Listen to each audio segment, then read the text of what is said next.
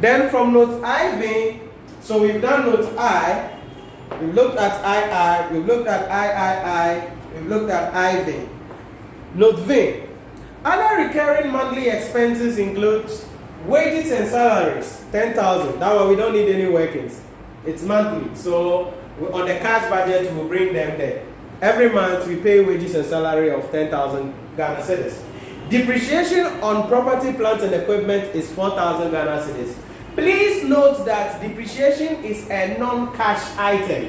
For that reason, when you prepare your cash budget, there will not be anything like depreciation. So he has brought it, but you don't need it in your cash budget. So that's very important. You don't need the depreciation. Utilities, 1,000 Ghana cedis. That one will come because utilities means expenses. And other miscellaneous, 1,700 every month. That one too will come. So from note V, the only thing that will not reflect on the cash budget is the depreciation. But the rest will come under every month when we are preparing the cash budget. So from there, no work is just the cash budget. The note V doesn't require any workings because it just say monthly. So as the figures are there like that, we pick them as such. Then VI, property taxes of 15,000 are due and payable on 15 September. Property taxes of 15,000 are due and payable on 15 September. So when you come under September, this is exclusive expenses. So when it comes to September, you bring in September that property tax of 15,000. So that will come under September when we are preparing our cash budget. Then advertising fees of 6,000 Ghana must be paid on Ebaze 20th October. It is over October so advertising will be brought. So you have to be careful. These are exclusive expenses. They don't cut across. They are specific to the months under consideration. Then a lease of a new storage facility with a monthly payment of 5,000 Ghana cedis is scheduled to begin on 2nd November. Okay. Starting when? 2nd November. Indeed, when you come to November, you bring the lease of the property, which is what? 5,000 Ghana cedis. That's all. Because we are not doing for December. We are doing from September to November in relation to that. Then the last note says, a rabbi had a cash of 10,000 and we'll be dealing with that on the face of our cash budget. So that's it about that. So let's see how the pieces can be put together in relation to that.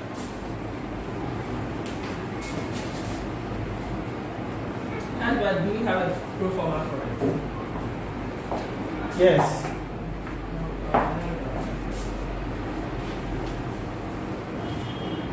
The things that you send, pro forma for the really have to be. Oh. So September, October, and then November. So we go. Ghana cedis out. In the cash budget, all we are bringing is cash items. That is why absorption of overheads doesn't come on the cash budget. That is why depreciation doesn't come on the cash budget. That is why provision for bad debt doesn't come on the cash budget, because these are all non-cash items. Very important. So we first bring our receipts. So what were our receipts in the first thing? The receipts included cash sales. We did a workings for that. Workings 1. And then receipt from credit customers. Can I have the answers? Cash sales. September, October, November. What do we have? 100,000. Are you sure that was the cash sales? The workings for it. Yes. That means the 20%. Yes, the 20% is the cash sales. 18,000. 18,000. September? Yes. 20,000. 20,000. 27,000. Then you go to the bottom and give me the receipt from the customers for each month. 86,400. 88,800. 83,200. Okay, so in this question, these are the only receipts available. Other receipts could have been dividend received. No, I said it's not in the question. Which one? Receipt from total here or now. From September, October, and I want.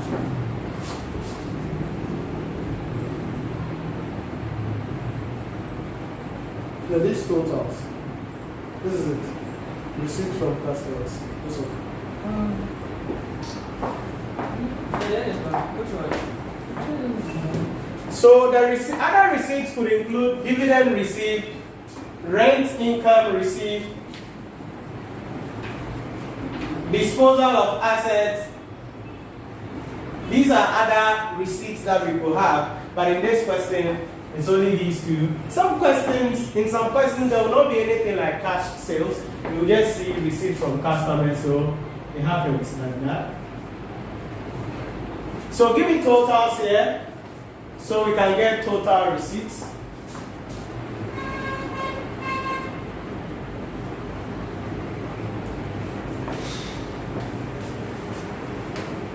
This one, dividend received and then income and then also. Rent income, disposal of assets.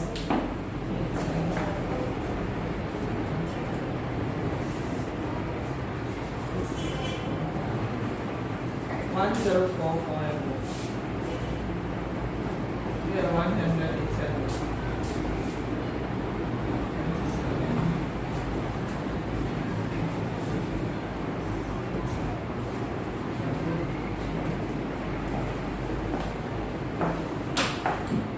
So we come to our expenditure, and the first thing we must know to bring is the payment to creditors. We did the workings for that. How much do we have respectively? Payment to creditors. Payment to creditors. 114,000. 290. No, 90. No, 110. No, 114 is for August. It's not for August, it's September. No, we have 110,500. 114, 90, and 114. 110,000. Does it mean this was the purchases for August? No, yeah, purchases for August, and then we took it to September. Let me bring these things down a bit. 114,000, 90,000, 110, 500. Okay. Then we had from note V downwards, we have wages there. How much were we told about wages every month? Wages from note VI.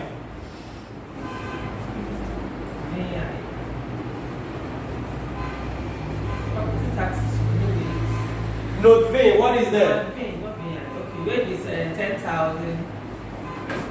So wages and salaries every month, 10,000. What's the next item there? Miscellaneous, because depreciation will not come.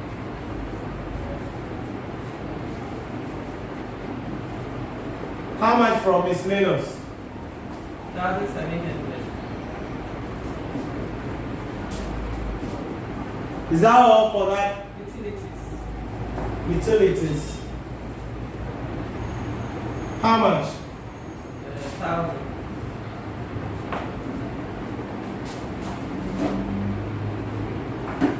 What else? Note VI. Property tax. 15,000. To be paid when? 15 September. Next. And so if it has mentioned November, we would have taken it in November. Yeah. Okay. Advertising fees, 6,000. October, 20th October. How much? 15. No, 6,000. What else? Lease. New storage facility. November, 5,000.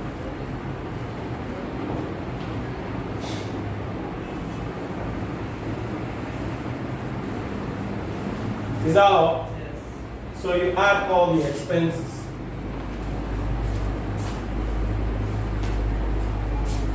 What about irregular actual cash balance and end of harvest? That will come later. So total expenditure.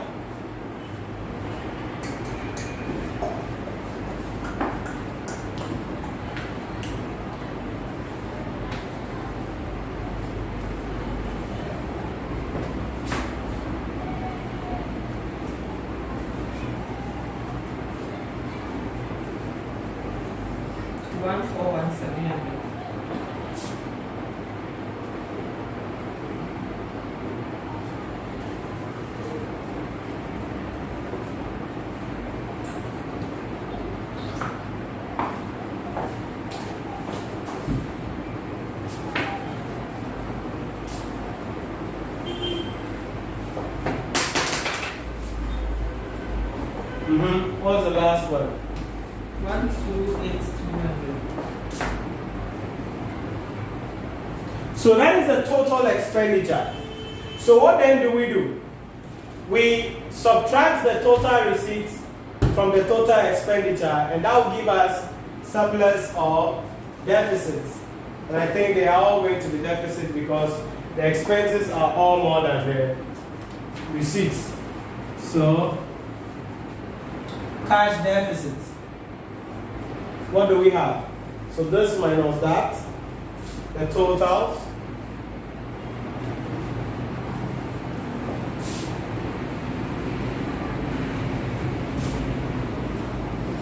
$18,000 from November.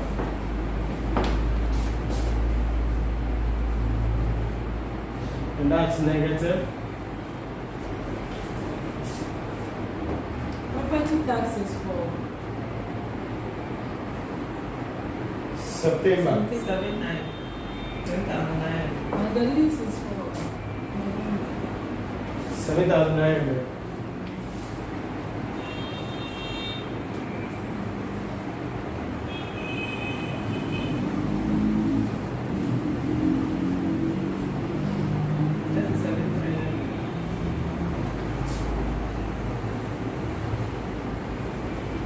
So for this company, they are having cash deficits.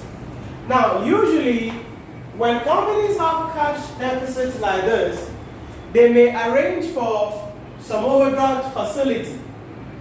Or it may be the policy of the company that they don't want cash to fall below a certain limit. That was not in this question. If it was, we would have adjusted these figures respectively. So, once we have a cash deficit, we bring the opening balance. So balance carry forward. And that was where the last note will come in, the VIR. They said the opening cash at August was how much? 10,000. So that cash in August became an opening for when? September. So 10,000. And that will give you the closing cash balance. That's balance brought down. So we go. Now I'm continuing here, and the space is going to look small here, but when you're writing, you continue like that. So now, 37,300 plus 10,000, that will give us what? Still negative 27 what? 300. Now that closing becomes opening here. Negative 27, 300. Now you're closing for October. Into next 7,900, next 27,300. What do we have?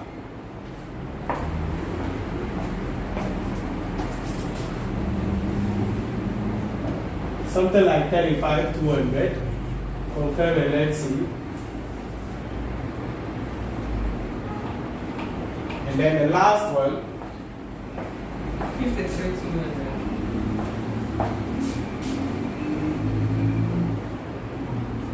so there you go for the cash flow budget or the cash budget for the question.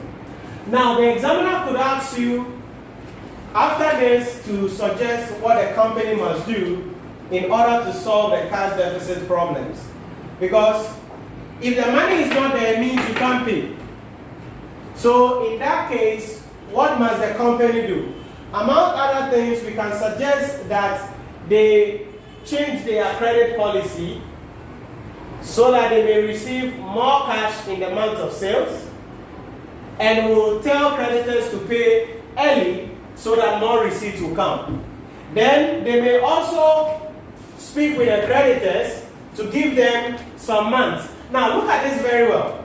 Our trade payable days is 30, 1 month. But the trade receivable days is 60, 2 months. So you see that it's not good. We are giving our customers 60 days. Suppliers are giving us only what? 30 days. If anything, it should be equal. So we could negotiate with our suppliers that they should give us what? More time to pay. That could be a way to reduce our cash flow problems.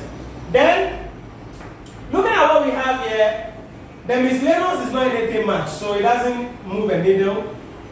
This property tax, if you don't pay, the government will come after you, so that one you can't negotiate it. Advertising fee is not too much, we can't talk about it that much, but we may negotiate that and see. Payment to supply wages and salaries, we can speak with our employees if they can work something out for us so that we pay them less than that. But remember, if you reduce employee salary, they will punish you somewhere. They will punish you somewhere. So you have to look at that. But the best way is to take more credit from our customers, more credit from our creditors, tell our customers to pay us on time. Then that is it about that. Or go for bank overdraft facility. Okay?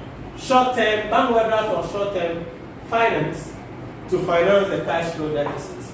Because if you look here, it's huge. Huge. 2073 and then it's huge. It's huge.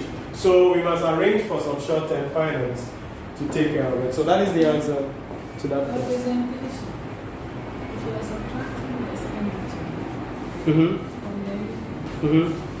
then you don't have to close it. No, you close it. That's how it is done. You have to close, because if you don't close it, then yeah, you can decide not to close it, then you subtract all these to get a net balance. No, it's not done like that. Professionally, you close it. That's why the level 1 will be done like that. So we know this minus this is giving us this. So we could label this as A and label this as B, so that the deficit will be A minus B. Like that.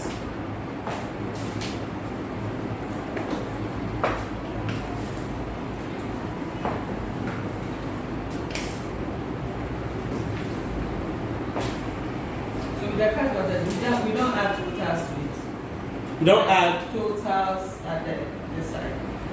I don't understand. Like this. Yeah, No, you don't need that.